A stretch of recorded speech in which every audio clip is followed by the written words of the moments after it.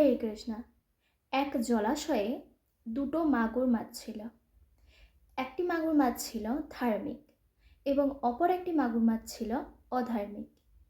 তো ধার্মিক মাগুর মাছটি সবসময় ভগবানের স্মরণ করতেন। তার জীবন ছিল ভগবান কেন্দ্রিক, মানে তিনি সবসময় ভগবানের চিন্তা করতেন, ভগবানকে ডাকতেন, বিপদে আপদে সবসময় ভগবানের কথা ভাবতেন। আর অধার্মিক মাগুর মাছটি কখনোই ভগবানকে স্মরণ করতেন না।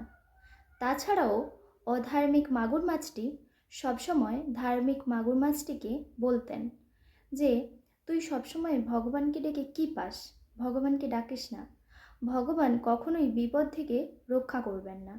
তো এই অধার্মিক মাগুর মাছটি সবসময় ধার্মিক মাগুর মাছটিকে এভাবে বলতো, কিন্তু ধার্মিক মাগুর মাছটি সবসময় অধার্মিক মাগুর মাছটিকে ভগবানকে ডাকতে বলতো। তো সবসময় যখন ধার্মিক মাগুর মাছটি অধার্মিক মাগুর মাছকে ভগবানকে ডাকতে বলছে, তো তখন অধার্মিক মাগুর মাছটি ভাবল আর ধার্মিক মাগুর মাছটিকে বলছে যে ঠিক আছে, চল একবার না হলে আমি ভগবানকে ডেকেই দেখি।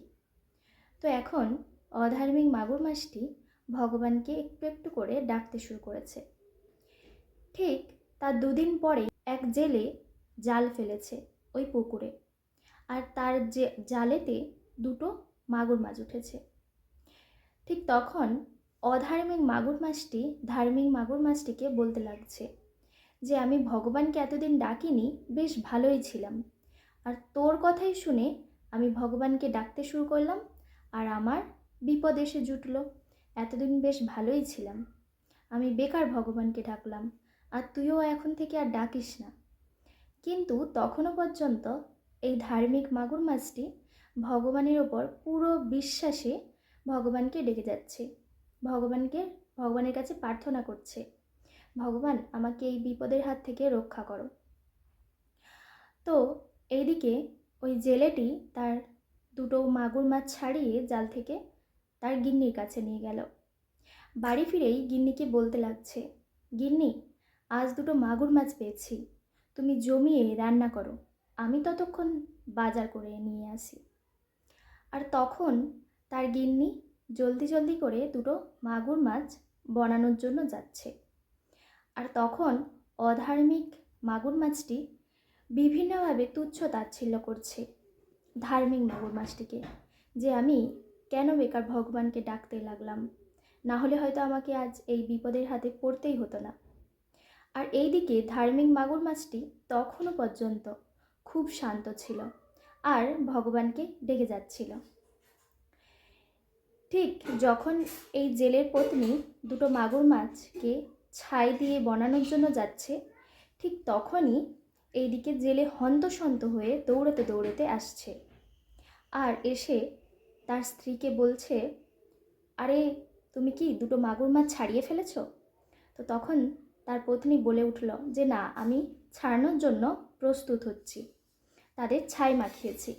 আর তখন জেলে বলছে, না না, তোমাকে আর তাদের বনাতে হবে না, আমি বাজারে গিয়েছিলাম, আমি শুনে এলাম যে রাজা একটি নতুন পুকুর কেটেছে আর পুকুরের উদ্বোধনের জন্য দুটো মাগুর মাছ চেয়েছে। ওই মাগুর মাছ দিয়েই রাজা উদ্বোধন করবে মাগুর মাছটিকে জলে ছেড়ে। আর তখনই জেলের স্ত্রী ওই দুটো মাগুর মাছকে আবার পরিষ্কার করে জেলের হাতে তুলে দিল আর জেলে নিয়ে গিয়ে রাজাকে দিল, আর জেলে তার বদলে পুরস্কারও পেয়ে গেল। আর তখন রাজামশাই ওই দুটো মাগুর মাছকে সিঁদুর পরিয়ে অলংকার দিয়ে সাজিয়ে জলে ছেড়ে দিল আর ঘোষণা করে দিল যে কেউ যেন না এই দুটো মাগুর মাছকে কখনো যেন না ধরে, আর এই দুটো মাগুর মাছকে যেন খুব যত্ন করা হয়।